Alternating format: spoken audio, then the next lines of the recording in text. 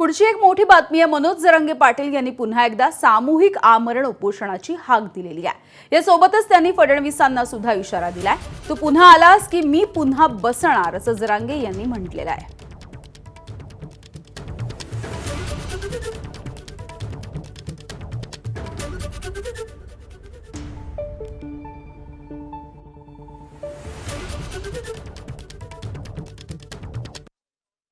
तुमच्या 5 वर्षाचं आयुष्याचं कल्याण झालं, आता माझ्या लेकराचं आयुष्याचं कल्याण करायचं। मराठा प्रत्येकाला बोलायला लावणार आहे आणि आंदोलनात बी उभा राहणार आहे। पठ्ठ्या आहे ना, कसं काय आरक्षण देत नाहीत बघतो ना मी।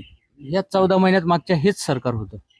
मग आता कवर राह ना, मला काय घर, मी जवळ जिवंत आहे तोवर मी यांच्या पाठीमागच आहे। आपण पक्का आहे, टेन्शनच घेऊ नको म्हणा। तू आणखीन ये, तू पुन्हा आला की मी पुन्हा बसणार, हो दी। तू पुन्हा आला की मी पुन्हा बसणार, हो दी, चालून दे कवर आहे, मी सोडित नसतो।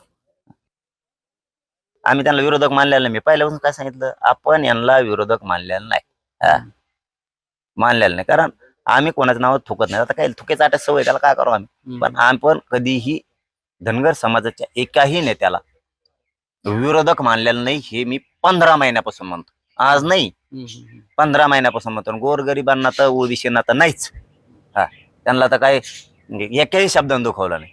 त्यामुळं कोणी काय बोलायचं आणि काय नाही बोलायचं ज्याने त्याने ठरवायचं, पण आम्ही आणखीन त्यांना विरोधक मानलेला नाही। मानल्यावर बघू।